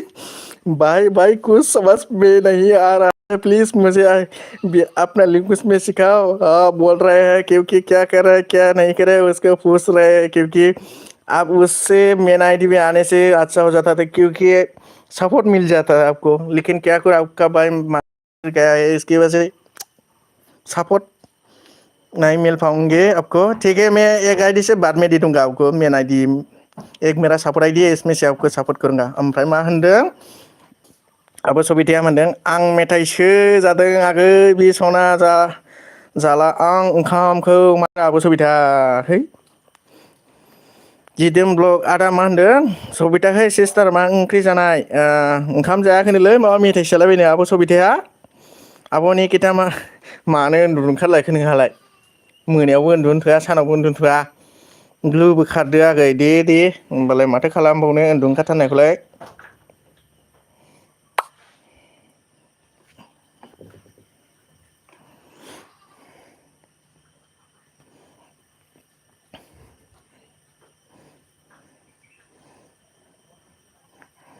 हरबाय दे आदा बिखुंगुर नोंनोबो हरबाय दे बावनानैसो थादों आंहाबो हरबाय दे हरबाय आदा बिखुंगुर दोन मा होनदों आब' सबिताया दाउ अनला मेवाइ आरो खांख्रिखला भाजासोमोन दसे उन्दुनो आं दे आब' दे उन्दुदो दे उन्दुदो ओमफ्राय सोरनो हराखैमोनथाय आङो र' बावदों आब' सबितानो हराखैगोनलै आब' सबिता औ थांगोन नामा आब' सबिता कमेन्ट हरनायलाय दे मोनसे कमेन्ट हरनायलाय आदा दिदोमबो हरगोन दे आङो बेसा बायदिजों आब' सबिता कमेन्ट प्लिज कमेन्ट दे दो एक प्लिज ठीक है आं नैबे आइडिजों हरगासिनो दं दै ए कार्टुनजों नैजों हरगासिनो दं बे आइडिजों लगाओ माथो 730 सब्सक्राइबर हो गया मेरा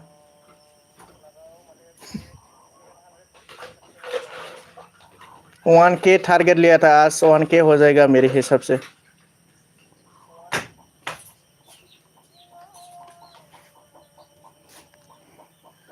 माबाबाय दे आब' सबिता नै नोंनिखौ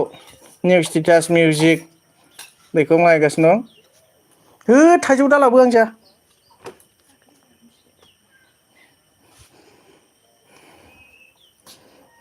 नाइस सं लिरना हरनोसै आं आब' सबितानो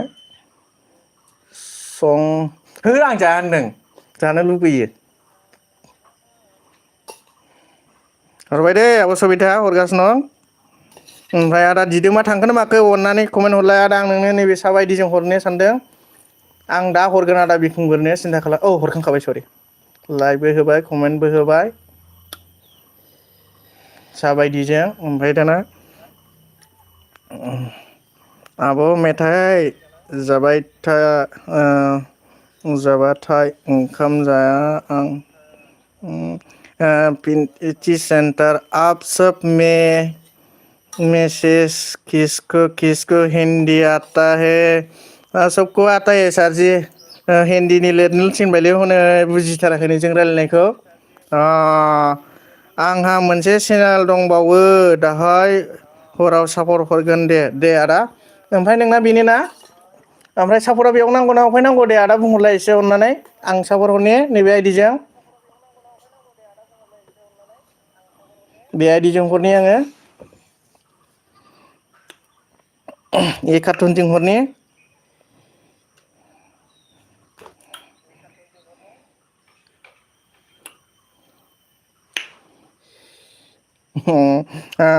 मुझे भी सिखाओ प्लीज अपना लैंग्वेज अगर आते रहेंगे तो सर जी आपको बस समझ में आ जाएगा थोड़ा थोड़ा बेयावनो हर दे बेयावनो हरखाय दे 10 मिनिटनि दे आदा दे आं बेयाव हरनोसै नायजेनबाय मानो होनना बुङोबा भिडिअ गोलावथार माथो भिडिअ गोलाव नायनायावहाय टाइम लायो एसे मा एवखो आदालाय बेदरसो एवबाय माथो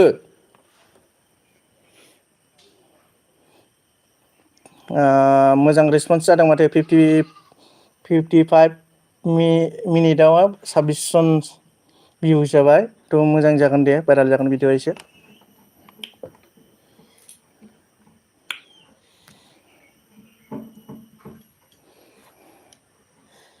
माथो आदालाय आदा दिदोमा डिसक्लेमारबो होनानै लायाखै डिसक्लेमार होनानै ला एसे मानोना कपिराइट स्ट्राइक फैनायनिफ्राय बिराद माबा सेभ जायो डिसक्लेमार होनानै लायोबा आदा डिसक्लेमार होनानै लानोसा डिसक्रिपसनावहाय लानो नाजा आबो सबिताया मा होनदों आंनोबो हरदों आदा दिदोम आंनोबो हरदो आदा दिदोम हरदोंसो आदा दिदोम दे थोड़ा नहीं समझ में पूरा समझना है ठीक है मैं हिंदी से बोले तो हमको भी आता है हिंदी हाँ मेट्रिक पास जानायनि फंबाय मेट्रिक पास जानायनि फंबाय मेट्रिक पास हुआ इसलिए पार्टी हो रहा है ना ठीक है माने जेमारा रिंकी निगिता सपोर्ट खालामबाय दे खालामबायनो सपोर्ट कर दे रिंकी और निगिता मैम आप लोगों को जेमार ने सपोर्ट कर दे गिदिमा दं मायाव पूछ रहे क्या किस दालीगरा नाम हो गया है मेरा आज से गलती से दालीगरन बोल दिया इसके बाद से दालीगरा नाम रह गया मेरा तो कोई बात नहीं है क्योंकि मेरा जो फ्रेंड लोग ने दिया है बहुत अच्छा नाम दिया है मेरे को सबिता पूर्णिमा होनदों सबिता शॉर्ट फिल्म नायहैदो बोल रहा है जेमार मेरा जो शॉर्ट फिल्म है उसको देख लीजिए सबिता मैम इस तरह बोल रहा है होनांगौ होनदों डिसक्लेमार होनानै ला आदा डिसक्लेमार होनानै लायोबा जाहैबाय कपिराइट स्ट्राइक नोंथ' दस्रानिफ्रायथ' नोङो गान बायदिसिना मिउजिकखौथ' थिखोनानै माबायना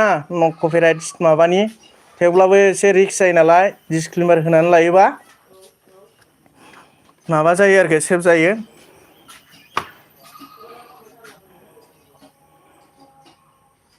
नोंनि चेनेलखौ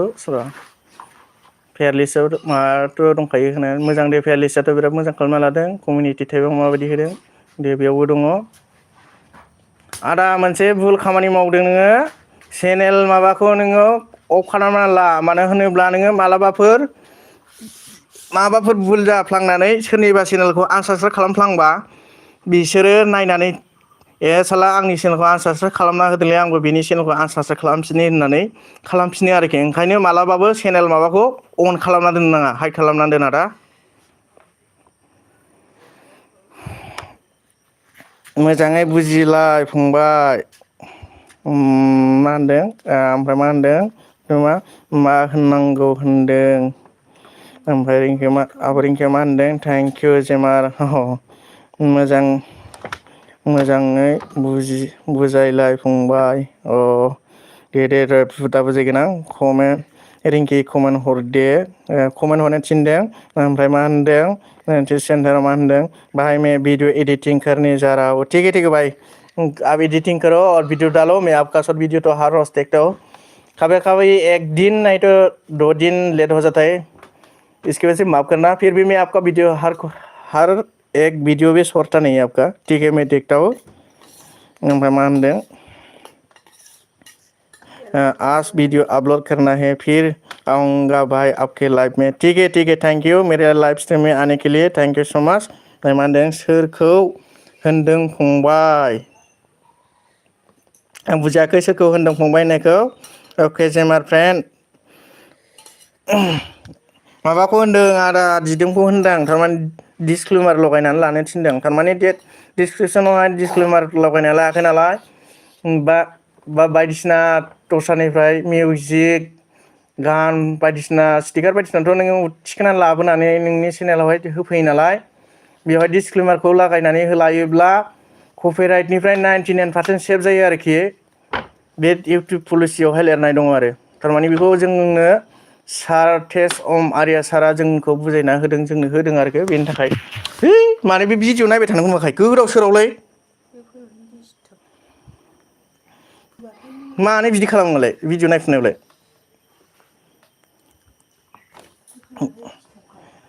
ओमफ्राय मा होनदों आब' सबिताया आंनालाय माबायदि आगै नायनानै खोन्थालाय सना आब' सना आब' सबिता नोंनाबोथ' मा होननो माखासे मालायनि कन्टेन्टखौ थिखोनो आब' मालायनि कन्टेन्टनिखौ मानो माबायो गान बायदिसिना होनायखौ नांगौबा नों नोंनि निजि खालामना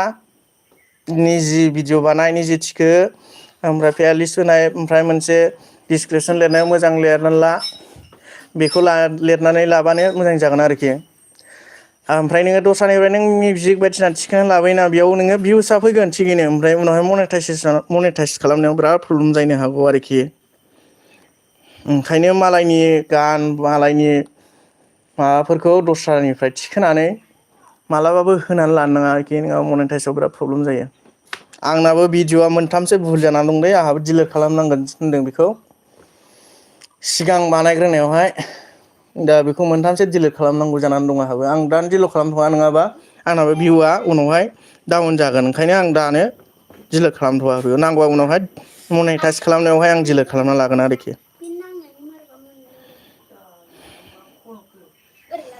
र' आब' सबिता नोंनिखौ एसे चेक खालामनानै खोन्थाहरगोन आं दा आंनि माबायावहाय होनाय दंखायोना डिसक्लेमारावहाय आंनि भिडिअ'आवहाय नायनानै डिसक्रिपसनाव नाय माबायदि होयो डिसक्लेमारा माबायदि लिरो होमबानो मोनसिगोन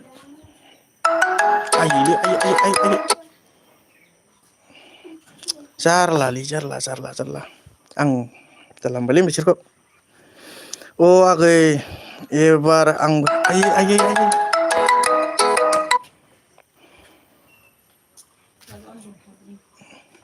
भिडिअ माबा खालामदोंना आङो ओंखायनो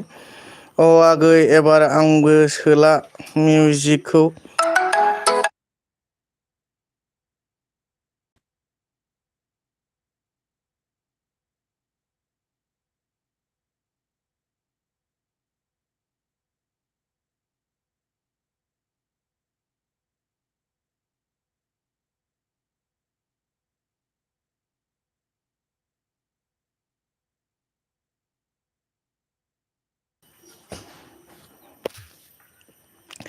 माबा सरि भिडिअ फैदोंमोन नै कल फैदोंमोन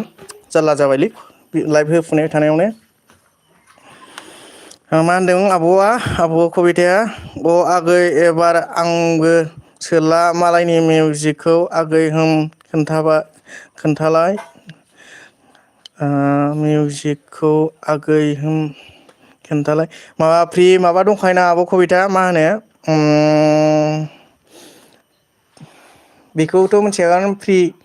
माबा दंखायो न' कपिराइट स्ट्राइकनि मोनसे माबा दंखायोना बेखौहाय माबा सार्च खालामनानै फिल्टारावहाय माबानानै डाउनलड खालामला होमबाबो मारैबाबा बेनिफ्रायबो कपिराइट स्ट्राइक फैबावोसो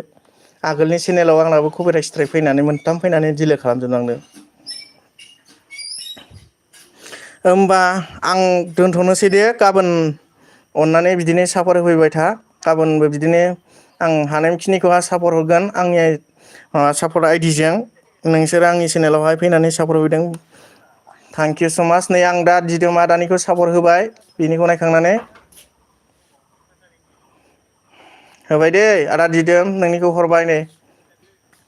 लाइक हरबाय साबसक्राइब खालामबाय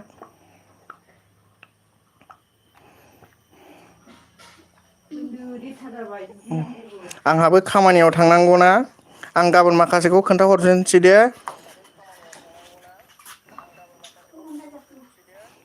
माखासे डिसक्रिपसनाव मारिलिरनांगौ खोन्थाहरगोन आं आंहा खामानि दं खामानिनि थाखायनो थांनांगौ जाबाय रुपुहिनि नोंलाय दे सोंदों दे खोन्थाहरलायग्रोदो माबाया थांबायगोनलै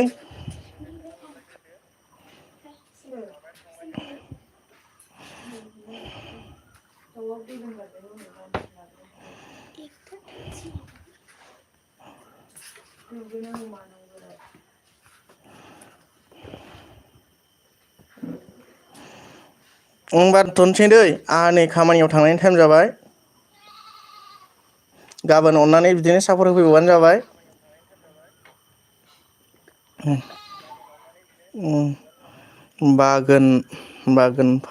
बागान फारानिनो आदा जेमारा होमबा दोनथ'नोसै दे थादो लोगोफोर बाय थादो गाबोन लोगो मोनसै आब' रिंकि आं दाहाय नोंनि लाइभआव थांगोन दे खयथायाव होगोन बेखौ खोन्थाहरलाय आब' रिंकि अननानै आङो 7थायावसो न'आव सफैदो आब' रिंकि खोन्थाहरग्रोखानाय जाबाय 7थायाव फैनानै आंहा भिडिअ रिटार्न होनांगौ जायो दे आं 7:30सिमावहाय नायनो मोनगोन आरोखि नोंनि लाइभआवहाय मानो होननानै बुङोबा जोंहाबो टेलिग्रामावहाय मोनसे ग्रुप दङना बेयावहाय भिडिअ रिटार्न होनांगौ दं भिडिअ रिटार्न होआबाथाय ग्रुपनिफ्रायनो डिलिट खालामो रिमुभ खालामो आरोखि होमबाथाय जारला जागोन आंहाबो उनावहाय दे आं दा जेरैखि जाया थांनो नाजागोन आब' थादो दे बाय बाय